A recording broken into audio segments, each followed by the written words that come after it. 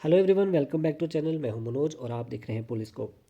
आज के इस वेस्टर्न पॉलिटिकल थिंकर की सीरीज़ में हम डिस्कस करेंगे एरिस्टोटल के पॉलिटिकल विजडम को, उनके आइडियाज़ को। इससे पहले हमने प्लेटो को डिस्कस किया और आज हम डिस्कस करेंगे उनके स्टूडेंट्स एरिस्टोटल। तो देखिए, प्लेटो जो है वो यूज़ करते हैं एक डिडक्टिव मेथड अपनी थिंकिंग में। वो डिडक्टिव आइडियोलॉजी का यूज़ करते हैं, जिसका मतलब ये है कि सबसे उनके कंसेप्ट में जो है वो हमारे पास में आइडिया पहले है और बाद में उसे रियलिटी पर अप्लाई किया गया। लेकिन एरिस्टोटल इस मेथड को रिवर्स करते हैं। रिवर्स में वो यूज़ करते हैं इंडक्टिव मेथड। तो ये बेसिक डिफरेंस हमें याद रखना है कि प्लेटो जो है वो यूज़ करते हैं deductive method and Aristotle use कर रहे हैं इंडक्टिव मेथड। प्लेटो के बाद जो एरिस्टोटल है ये कहते हैं कि इस इंडक्टिव मेथड को इन्होंने यूज़ किया और इसमें पहले जो है वो डाटा कलेक्ट करिए। ये इसके इस मेथड के अकॉर्डिंग पहले तो डाटा कलेक्ट करना होता है, फिर फैक्ट या रियलिटी पे उसको अप्लाई करके चेक करना है और फिर उसके बाद में हम जो है कंक्लूजन निकालते हैं। तो एरिस्टोटल जो है लगभग 150 ग्रीक कॉन्स्टिट्यूशंस को स्टडी करते हैं, उसको उसके डाटा को ऑब्जर्व करते हैं, उसके पैटर्न्स को ऑब्जर्व किए और फिर उन्होंने थ्योरी को डेवलप किया। ऐसा नहीं कि पहले आइडिया लिया, वो पहले उस थ्योरी को चेक करते हैं, फैक्ट्स देखते हैं। मतलब एक तरह से साइंटिफिक मेथड हम इसको कह सकते हैं। सो that's why this approach is empirical. Empirical का मतलब क्या हुआ कि ऐसी अप्रोच जो बेस्ड होती है ऑब्जर्वेशन पे, बेस्ड है डाटा पे या फैक्ट्स पे। So that's why it is considered as scientific approach and this approach become the foundation of modern political science. और ये जो इनके अप्रोच है इंडक्टिव मेथड की, जहाँ पे डाटाज को हम यूज़ करते हैं, कलेक्ट करते हैं, उसको ऑब्जर्व करते हैं, एनालाइज करते हैं, इसी मेथड को हम साइंटिफिक करते हैं और ये मॉडर्न पॉलिटिकल थ्योरी का एक फाउंडेशन बन जाता है। नेक्स्ट हम देखते हैं teleology, the end goal. Teleology क्या है? देखिए, एरिस्टोटल जो है वो एक टेलियोलॉजिकल थिंकर है।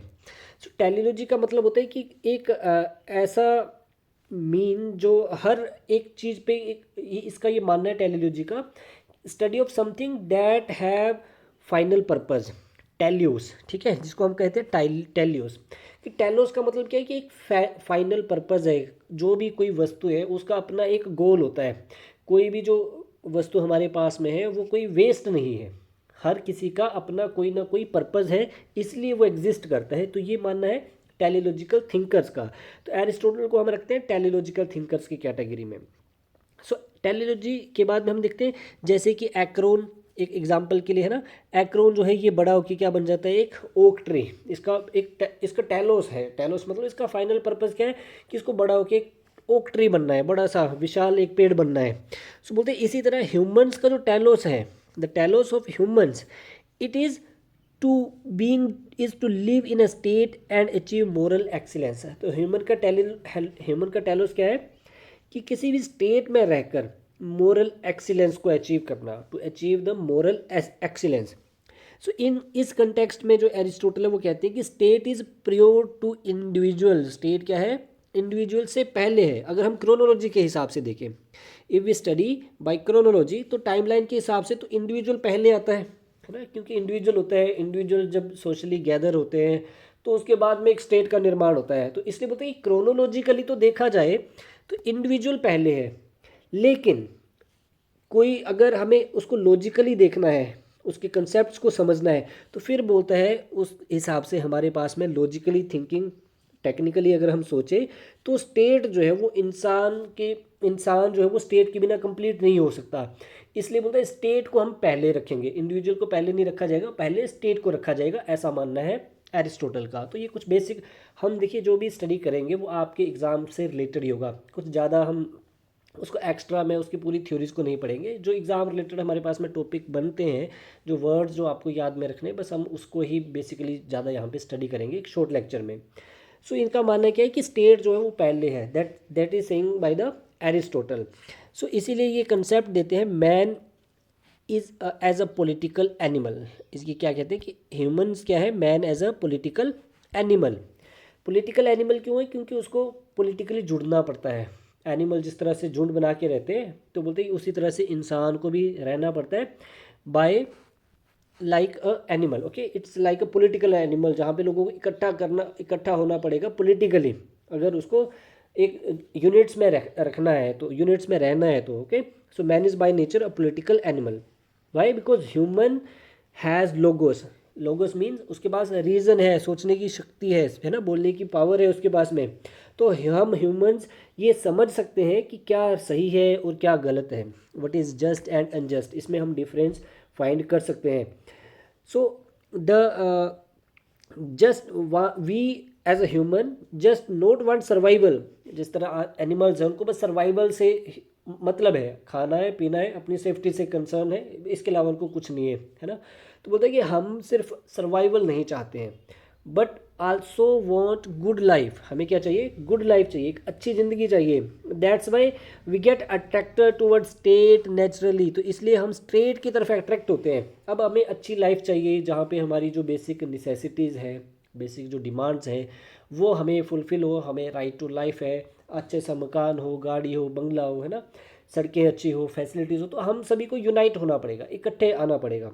सो that's why he saying that we get attracted toward state by nature.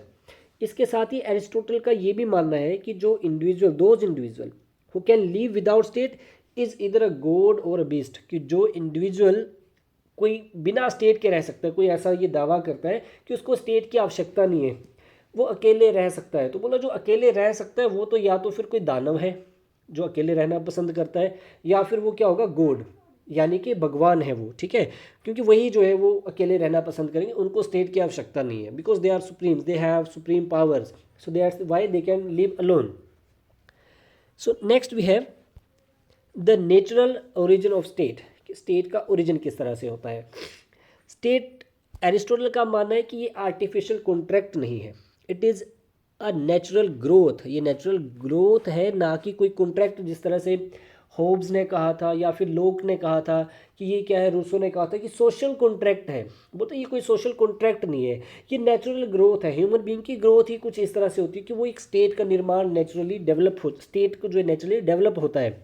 जैसे family form to satisfy basic daily needs, है ना, फैमिली का पर्पज़ यही है कि हम जो अपनी ज़रूरतें एक दूसरे से पूरी करते हैं।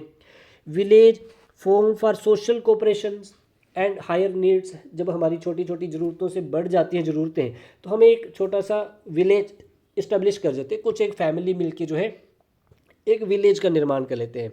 एंड इसी तरह से स्टेट, जिसको नाम दिया जाता है पोलिस, ओके, तो स्टेट जो है ये फाइनल सफिशिएंट स्टेज है जहाँ पे काफ़ी सारे गाँव को ये संभालता है ना, उसके बाद में पॉलिटिकली हम और भी डिवीज़न देखते हैं, लेकिन बेसिकली हम यहाँ पे फैमिली, विलेज एंड स्टेट यानी पोलिस की बात करेंगे। तो देखिए फाइनल स्टेज क्या है ह्यूमन बीइंग के डेवलपमेंट के लिए, एक स्टेट का होना। स्टेट क्या है, सेल्फ सफिशिएंट स्टेज है, ये जो पूरी फैमिलीज़ है या विलेज है इन सब का टेक केयर करेगा स्टेट।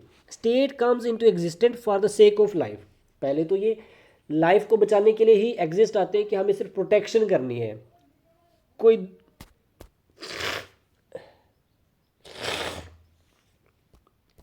किसी दूसरे ग्रुप से या फिर किसी एनिमल से, है ना, या नेचुरल डिज़ास्टर से हमें एक दूसरे की सेफ्टी को कंसर्न में रखते हुए जो है वो स्टेट डेवलप होता है। लेकिन फिर बाद में ये क्या इसका पर्पज़ हो जाता है, for the sake of good life, है ना, स्टेट का एग्जिस्टेंस क्यों आ गया। आज प्रेजेंट टाइम में हम देखते हैं तो हमारी स्टेट से डिमांड्स क्या है, हमारी यही डिमांड्स है कि हमें क्वालिटी जो है लाइफ स्पेंड करने का चांस मिले, हमें जो है क्वालिटी एजुकेशन मिले, हेल्थ इंफ्रास्ट्रक्चर मिले, क्वालिटी हो सारा कुछ, है ना, गुड लाइफ जिसको हम कह सकते हैं। तो ये फाइनल जो है स्टेट का एक फॉर्म जो है वो डेवलप होके आता है। Next we have the doctrine of mean, the golden mean, यहाँ पे एक कंसेप्ट आता है।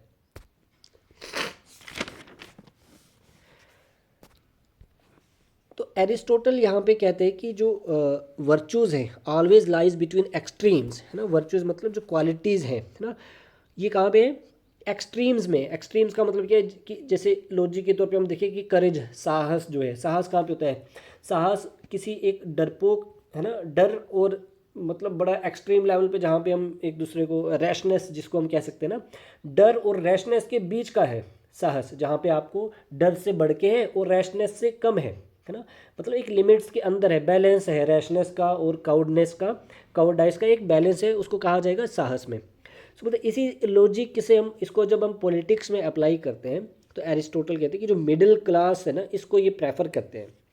मिडिल क्लास जो है, ये क्यों इसको मिडिल क्लास को प्रेफर करते हैं, क्योंकि ये जो एरिस्टोटल कहते हैं कि जो रिच क्लास है, those who are rich they are very arrogant. Rich क्या होते हैं?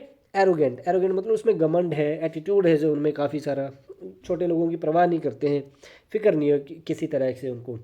और जो पुअर हैं वो काफ़ी रिजेंटलेस होते हैं, रिजेंटफुल होते हैं, वो काफ़ी आंदोलनकारी, है ना, आप इस तरह से समझ लो, हर बात के लिए डिमांड करेंगे, गुस्सा हो जाएंगे, आंदोलन करेंगे। तो बोलते हैं कि इसलिए ये प्रेफर करते हैं मिडिल क्लास को, जिनके बीच का है, जहाँ पे ना तो ये ज़्यादा रिच है और ना ही ज़्यादा ये गरीब है, मतलब पुअर क्लास में आते हैं। तो बोलते हैं जिससे ना तो ये ज़्यादा एरोगेंट होते हैं और ना ही काफ़ी ये रिसेंटफुल होते हैं, मतलब बैलेंस इनका बना हुआ है। तो पॉलिटिक्स में ये प्रेफर करते हैं मिडिल क्लास को।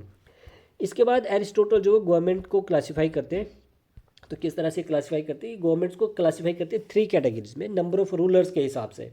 एक तो है one, if there exist one ruler then there will be monarchy, है ना, जो है गुड फॉर्म। यहाँ पे हमने बताया जो कॉमन गुड के लिए अगर स्टेट काम कर रहा है, गवर्नमेंट की अगर हम बात करें, मोनार्की कब है? जब वो जो रूलर्स हैं वो लोगों के लिए अच्छे पब्लिक वेलफेयर के लिए काम करे। और बोलते हैं कि इसका जो परवर्टेड फॉर्म है, मतलब इसका डिस्टोर्टेड फॉर्म, जब ये मोनार्की, मतलब एक तानाशाही जो है, वो राजा जो है लोगों की भलाई के अलावा, मतलब उसको छोड़ के जब वो उस पर अत्याचार करना शुरू कर देते, तो उसको हम नाम दे देते हैं टायरेनी का। तो मोनार्की कन्वर्ट हो जाता है टायरेनी में, जहाँ पे अब जो रूलर जो है ये पर्सनल बेनिफिट के लिए काम करता है, जो उसको अच्छा लगता है वो काम करेगा, लोगों के बेनिफिट्स की, लोगों के वेलफेयर की उसको कोई चिंता नहीं है। सो ये है, जब वन रूलर है तो common good form of normal existence क्या होगा? Common good form of government क्या होगा? मोनार्की। एंड इसका परवर्टेड फॉर्म क्या रहेगा? Tyranny. Okay. And then after if there are few rulers, है ना, कुछ एक ग्रुप जो है वो रूल करता है, तो इसको ये नाम देते हैं एरिस्टोक्रेसी का। हमने प्रीवियस भी पढ़ा था, आप बताएंगे हमें कि एरिस्टोक्रेसी अकॉर्डिंग टू प्लेटो क्या है। सो एरिस्टोक्रेसी कहते हैं कि जहाँ पे कुछ एक गिने चुने लोग, बेस्ट जो हैं, है ना, बेस्ट जिनके पास में नॉलेज है, जिनके पास में फिलोसफर किंग जिसको नाम दिया गया है, तो बोलते हैं जब ऐसे लोग रूल करते हैं तो ये है एरिस्टोक्रेसी, जो लोगों के अच्छे के लिए ही काम करेगा, अगेन क्योंकि वो अच्छे लोग हैं। तो बोलते हैं कि लेकिन जब ये एरिस्टोक्रेसी है, जब ये जो रूल करने वाले कुछ एक ग्रुप है, ये जब अपने बेनिफिट्स के लिए काम करता है, लोगों को वेलफेयर को कम करके, तो इसको नाम दे देते हैं ओलिगैरिकी, जहाँ पे rich few rules for their over interest, मतलब अपने इंटरेस्ट के लिए काम कर रहे हैं। उसको ये डिस्टोर्टेड फॉर्म क्या हो गया? इस गवर्नमेंट का डिस्टोर्टेड फॉर्म क्या बन जाएगा फिर? ये बन जाएगा oligarchy. And next we have many, if there are many rulers, जिस तरह से डेमोक्रेसी में होता है ना, तो ये उसको नाम देते हैं कि पॉलिटी का। ध्यान में रखिएगा, यहाँ पे काफ़ी इंपॉर्टेंट है, पॉलिटी एंड डेमोक्रेसी। तो आज प्रेजेंट टाइम पे हम डेमोक्रेसी की बात करें। एरिस्टोटल बोलते हैं कि इसका जो गुड फॉर्म है, जो गुड फॉर्म है गवर्नमेंट का, वो होगा पॉलिटी, उसको ये नाम देते हैं polity. Rule by middle class, हमने बात की कि एरिस्टोटल प्रेफर करते हैं मिडिल क्लास को। सो बोलते हैं कि rule by middle class for common good, सबके भले के लिए काम कर रहे हैं।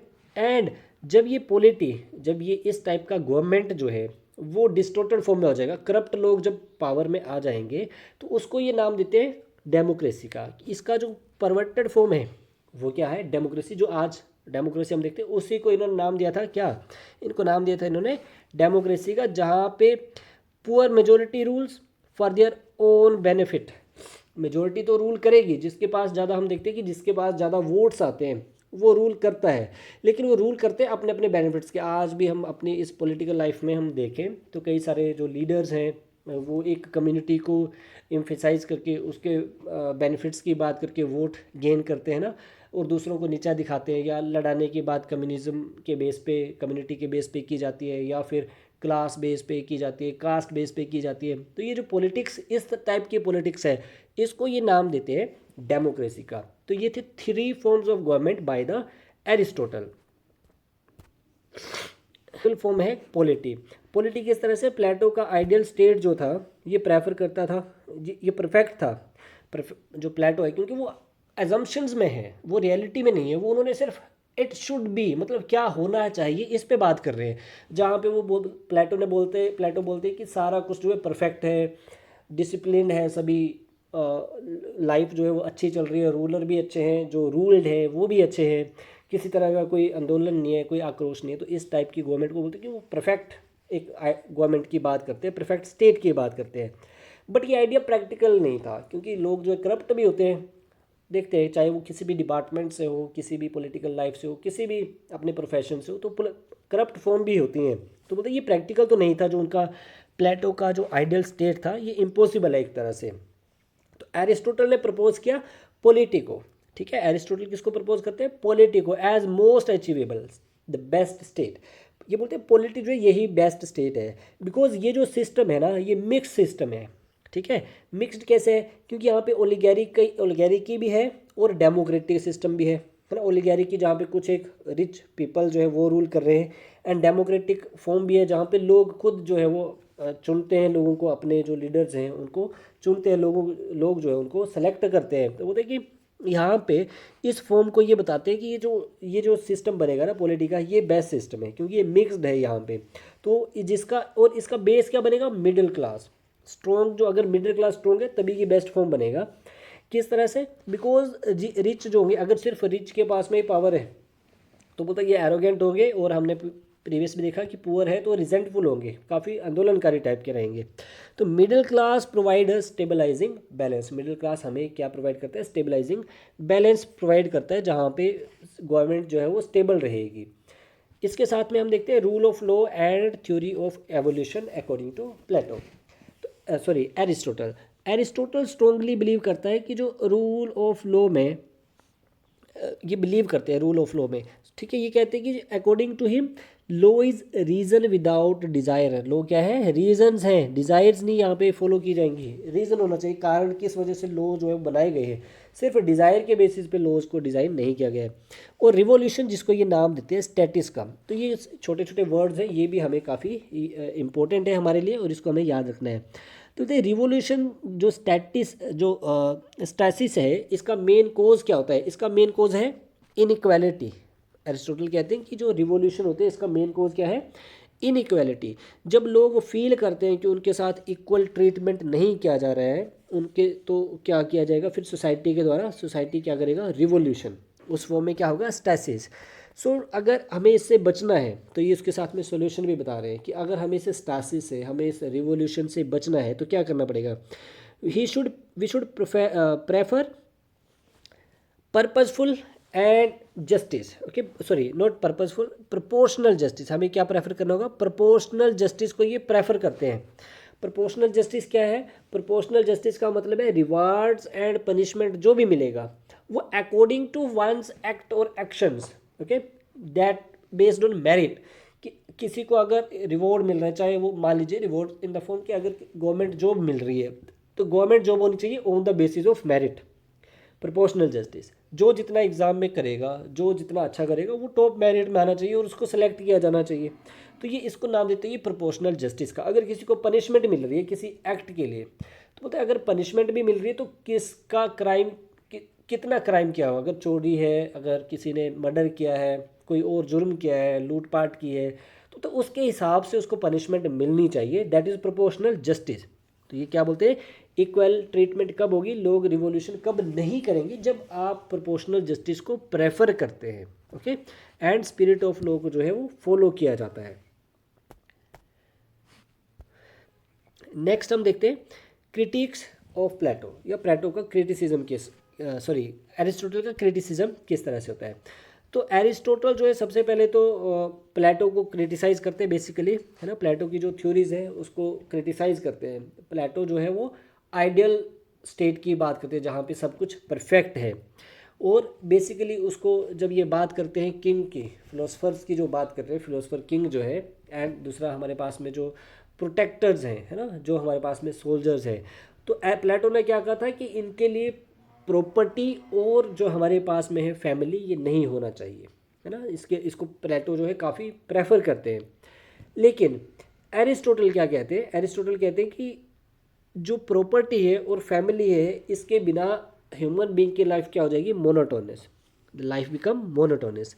ही argue that common ownership leads to neglect that which is common to the greatest number has the least care bestowed upon it.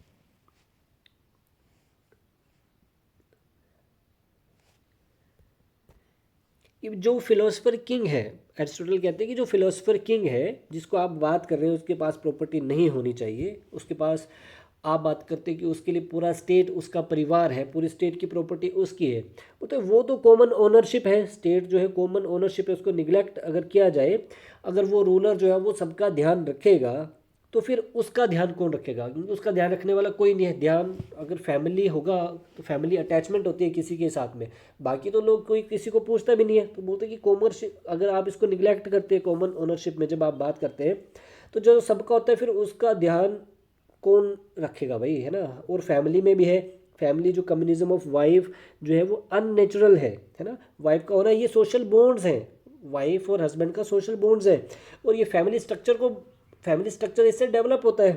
तो ये तो सोशल बॉन्ड है, आप इसको ही डिस्ट्रॉय कर दोगे जब आप ये कहते हैं कि वाइफ जो है वो फिलोसफर्स के नहीं होने चाहिए, उसकी फैमिली नहीं होनी चाहिए, है ना, बच्चे ना होंगे। जब वो प्रॉपर्टी, जैसे प्लेटो ने कहा था कि फैमिली और बच्चे नहीं होंगे, तो इससे फिर वो करप्शन नहीं कर पाएगा, क्योंकि वो प्रॉपर्टी सेव किसके लिए करेगा। तो बोलते हैं ये सब जो है गलत है, इससे क्या होगा, उसकी जो अफेक्शंस हैं, उसकी जो फीलिंग्स है वो डिस्ट्रॉय होती है, वो ख़त्म होती है। तो सोशल फैब्रिक जो है, सोशल बॉन्ड जो है वो डिस्ट्रॉय हो जाता है। नेक्स्ट हम देखते हैं limitations of Plato's ideologies and the context in which this limitations develop. तो जब हम प्लेटोज की इन आइडियोलॉजीज़ को चेक करते हैं तो हमें उस हिस्टोरिकल कंटेक्स्ट को भी ध्यान में रखना है, जिस कंटेक्स्ट में उनकी थिंकिंग जो डेवलप होती है, क्योंकि उस टाइप की जो सोसाइटी है उस टाइम की, वो ग्रीक सोसाइटी में उसकी जो रियलिटी है, उनकी एरिस्टोटल की आइडियोलॉजी उस ग्रीक सोसाइटी की रियलिटी को रिफ्लेक्ट कर रही है। जो इनकी ये जो लिमिटेशंस हैं, जैसे स्लेवरी के बारे में, जिसे एरिस्टोटल ने जस्टिफाई किया, कहा कि ये नेचुरल है, और अकॉर्डिंग टू हिम कुछ लोग जो है वो रूल करने के लिए ही पैदा होते हैं और कुछ लोग उसको फॉलो करने के लिए पैदा होते हैं, है ना। कुछ लोग जो रूल बना रहे हैं और कुछ उसको बस फॉलो कर रहे हैं। तो बोलते हैं कि ये नेचुरल है, ऐसा ही होगा, ये उसको प्रोटेक्ट कर रहे हैं, नेचुरल मानते हैं। इसके साथ साथ में जब ये वुमेन्स को कंपेयर करते हैं विद मैन, दिस इज कि womens are inferior to man, womens क्या है, इन्फीरियर है मैन से।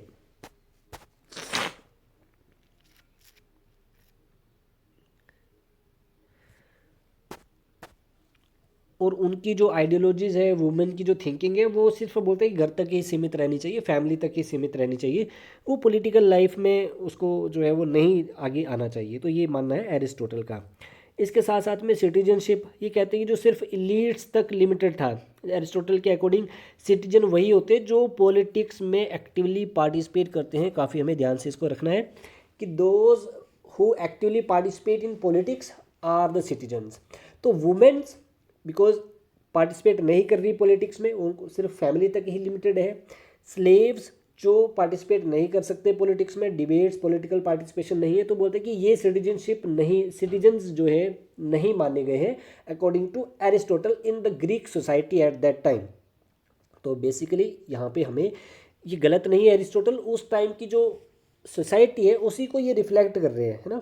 दैट्स वाई उनकी जो थ्योरीज को हम समझते वक्त हमें उनके मॉडर्न वैल्यू से जज करने की बजाय, जैसे कि हम आज सोचते हैं कि भाई स्लेवरी ऐसे है, वुमेन्स के राइट ऐसे होने चाहिए, या सिटीजनशिप के बारे में हम बात करते हैं, मॉडर्न थिंकिंग से हमें उसको नहीं जज करना है, हमें उस हिस्टोरिकल कंटेक्स्ट को देखना है।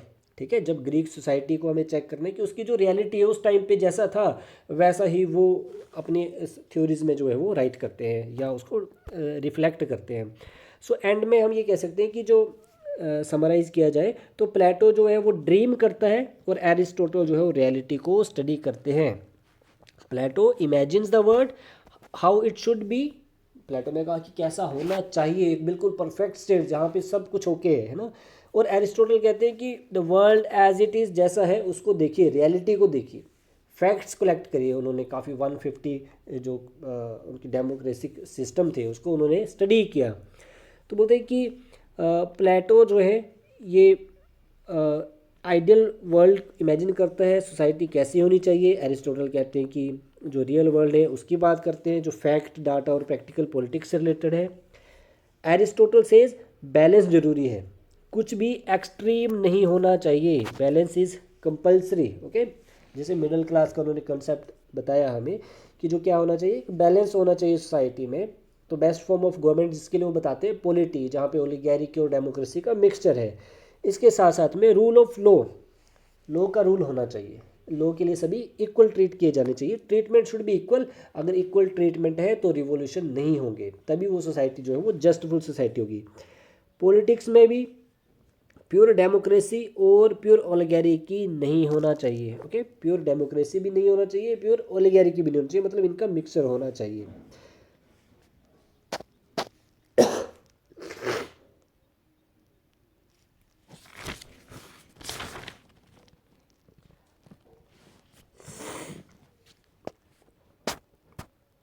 एंड द गोल्डन मीन, तो गोल्डन मीन में क्या है कि एरिस्टोटल का फेमस आइडिया कि जो वर्चुअज है, जो क्वालिटीज़ है, दो एक्सट्रीम के बीच का बैलेंस होती है, इसलिए मिडिल क्लास की इम्पोर्टेंस देते हैं ये एरिस्टोटल जो है, क्योंकि ये स्टेबिलिटी प्रोवाइड करता है। इसलिए इसी इन सब बेसिस पे ही जो एरिस्टोटल है, इनको मॉडर्न पॉलिटिकल साइंस का फाउंडर भी माना जाता है। इनकी जो आइडियोलॉजी है ये पॉलिटिकल साइंस का फाउंडेशन है, मॉडर्न पॉलिटिकल साइंस का। So this is the lecture for today, hope so you find it useful.